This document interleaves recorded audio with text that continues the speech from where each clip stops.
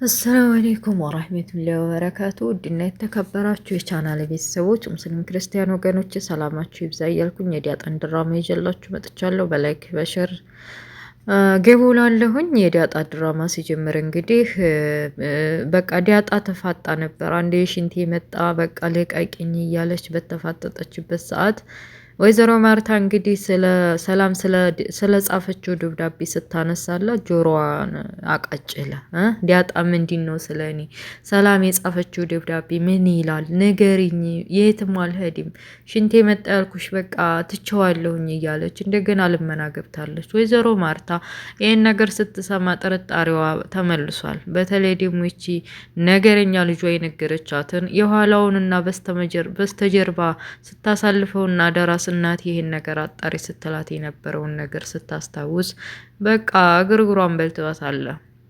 ይህን ነገር ማጣራት አለብኝ እና ስለ ቤተሰቦችሽ አታስተዋውቂኝም? እዚህ ቤት ይሄን ያክል ጊዜ ስትኖሪ እናትሽም ሆነ አባትሽም ሆነ አልጠየቁኝም። ቆይ ከደረጀ ጋር የዛ ለታ በምን ተገናኝታችሁ ነው? እንዴትስ መጣችሁ? አንቺ ስለምንድን ነው ስለ እናትሽ የማታውቂው? ብላ የጥያቄ ማዕት አሽጎደጎደችባት። ዳጣ የፈለገችውና ልሰማ የምፈልገው ነገር ቢኖር ሰላም ወረቀቱ ላይ ወይም ደብዳቤው ላይ ምን እንደጻፈችና ስለሷ ምን እንደጻፈች እንዲትነግራት ነበር። በዛ ብትላ በዚህ ብትላ መጨረሻ ነገሩ እንዳይሆንና አካሄዱ ስላላማራት ይህን ነገር ቀስ ብዬ ማጣራት አለብኝ ብላ አስባ በቃ ይሄ ነገር እኮ ናታን ያውቃል አይደል አለች በውስጧ። ስለ ናታን ልታጣራ ብድግ ስትል ወይዘሮ ማርታ ይሄ ነገር ችግር ይፈጥራል ደግሞ ሆዴል ጠይቀው ነው እንዴ ብላ ቁጭ አስደርጋታለች። ግን ካጠገቧ ፈትረክ ካላይ በኋላ ዘላ ሄዲያ ናታን ነው የጠየቀችው።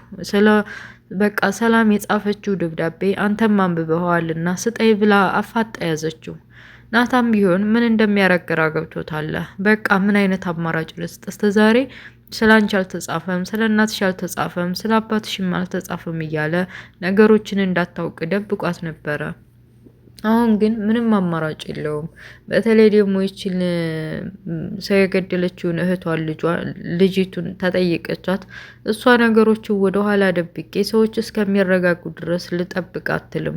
ትኩስ በትኩሱ ነገሩ በተለይ ደግሞ ዲያጣን ስለማትፈልጋት የምትወደውና የምታፈቅረውን እንግዲህ ናታን ስለቀማችባት ለመበቀልም ስለሚጠቅማት ወዲያው ብላ ስለ እናቷ ማንነት ትነግራታለች። እና ይህን ጉሩ በቃ ጠይቃታለሁ ብላ አስባለች ዲያጣ። አንተ ማትነግረኝ ከሆነ እሷን ጠይቃታለሁኝ። ቆይ ምንድን ነው ነገሯችሁ? አንድ ሰው እንኳን ስለ እውነቱ የሚነግረኝ ሰው ይጣ። ቆይ ምን እዚህ ቤት ልታሳብጁኝ ነው እንዴ? እያለች እየተናደደች ወደ ቤቱ ሄደች። እንግዲህ ሰው የገደለችውም አስሬ በመስኮቱ አስሬ ደግሞ ወደ ሆነ ቦታ አስሬ ኪችን እየመጣ በህልሟ እያቃዣት ነው።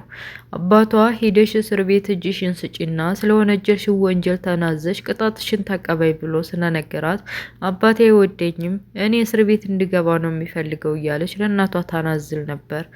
እናቷም አሁን ላይ ሳትሰማት አትቀርም። መጀመሪያውኑ ያንቺን ነገር ሰምቼ ቢሆን አሁን ያለንበት የቤተሰቦቻችን ህይወት እዚህ ላይ አይደርስም ነበረ። ደረጀ የሆነ ነገር ደብቆኛል። ዳጣ ስዝመን ፈልጋ ነው የመጣችው።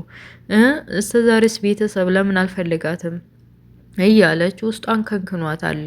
ይህን ነገር እንኳንም ነገርሽኝና እንኳንም የሆነ ጫፍ ደረስኩበት እንጂ እንዴት እንደማጣራ እኔ ነኝ የማውቀው እያለች እንደዛ ስጠላት የነበረው ይህ ስራ መጥፎ ነው፣ ተግድ የለሽም፣ ስለ ሰው ህይወት እንደዚህ ማድረግ የለብሽም እያለች ስትመክራት የነበረው ዛሬ ጆሮ ሰምታታለ ወይዘሮ ማርታ። በቃ እማያመንሽ ማለት ነው አይሽ አይደል አንቺ ላይ እየተጫወቱብሽ ነው እያለ ጭራሽ በለዋ ላይ መርዝ ነሰነሰችባት። እንኳን ይሄንን አጊታ ቀርቶ አይደለም ድሮ ናት።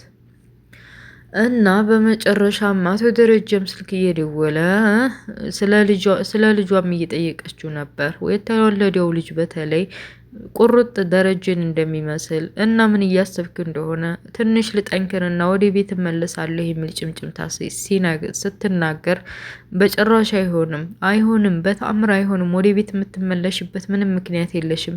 እዛው ቤት ይከራይልሻል፣ ልጆችሽን ይዘሽ ህይወትሽን ትቀጥያለሽ። ገንዘብና ንብረት ከሆነ ያስፈለገሽ እኔ እሰጥሻለሁ። ህይወቴን እንደዛ አታመሰቃቅለው እያለ ደረጀ ሊነግራትና ሊያስረዳት ቢሞክርም እንኳ በቃ ሰላም እንደዚህ ልጆች የተበታት ነው ያለ አባት ያለ ቤተሰብ እንደሌላቸው ብቻዬን ባዶ ቤት ላሳድጋቸው አልችልም። ትንሽ ጠንከር ልበል እናመጣለሁ ብላለች። ዲያጣ ግራ ገብቷታል። ማን ሊሆን ይችላል እያለች ነው። በቤት ውስጥ ደግሞ በግቢ የሚጫወቱት ውሃና የውሃ ጓደኛ የተቀበረበትን እንግዲህ የልጅነት አእምሯቸው ስለሆነ ጤፍ እየተዘራ ነው የጤፍ በቃ የሆነ ነገር እያሉ የተቀበረበትን ጭቃ እንዳይነኩት እያስጠነቀቀቻቸው ዲያጣም በመጨረሻ አርጁን ተብዬው የጓደኛው መጥፋት እንደዚህ መሆን ግራ ገብቶታል።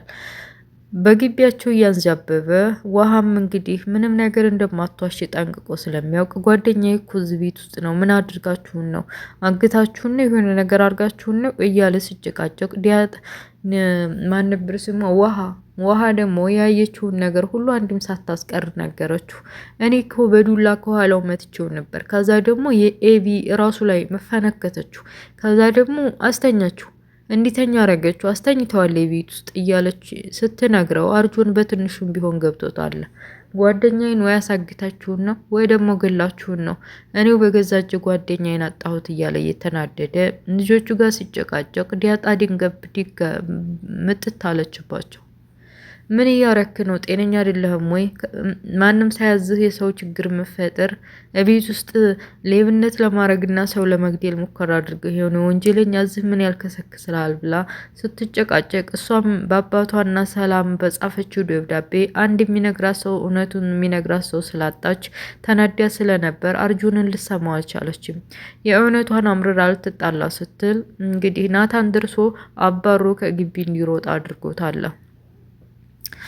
ከዛ በተረፈ እንግዲህ አርጆን ቢሆን ያው የጓደኛው ሙት በትንሹም ቢሆን ገብቶታል። በቀደም ውሃን ጠይቋታል እና እዚህ ቤት ውስጥ ከዛ ቀስ ቀስ እያለ እንግዲህ አቶ ደረጀ ግቢ ውስጥ የቀበረውን እንትን ሬሳ ያው እንግዲህ ይሄ እነ ውሃ ጓደኛዋ ጤፍ ተዘርቶበት ነው እና ጤፍ እያበቀለ ነው እያሉ እንግዲህ የህፃን አእምሮ። በነገራችን ላይ ውሃ እውነቱን እንደዛ ሲቀበር ብታይና ሰው እንዲያለው ብታቅ ኖሩ ምንም ነገር ሳትደብቅ ትናገር ነበር።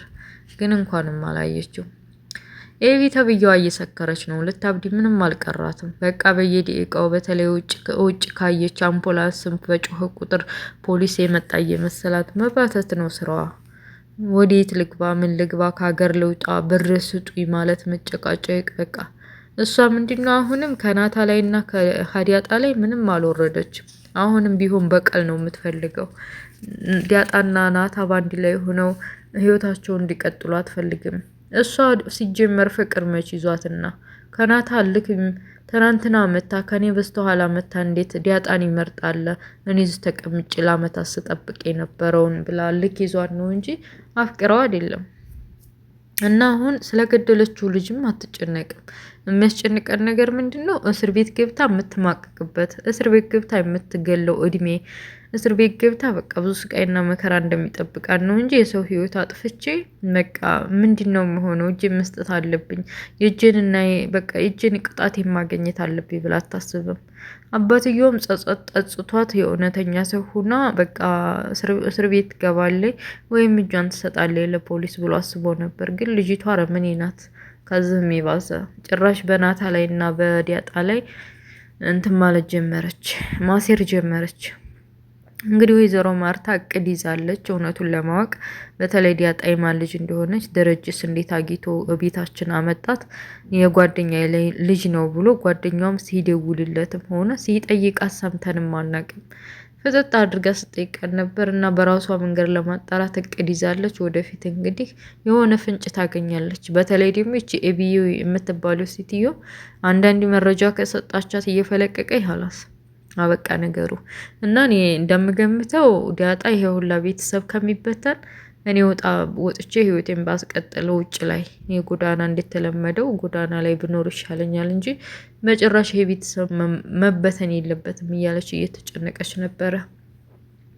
እና በመጨረሻ ያቺ ጉቶ የሆነችው ስሟን ጥሩልኝ፣ አሁን ጠርቻን ነበር እኮ የታባቷ ከቅንጭላት የጠፋች እሷ እነግርሻለሁ እያለች እያጓጓቻት ዲያጣም ሰላም የጻፈችው ደብዳቤ ምን እንደሚልና ሙሉ ለሙሉ እንዳነበበችው እንድትነግራት እንዳፋጠጠቻት ወይዘሮ ማርታም እንግዲህ ባላቸውን እውነትም ጠርጥረውት ዲያጣ ሰላም እናንተ ምን አይነት ግንኙነት ነው ያላችሁት? ለምንድን ነው የደበከኝ?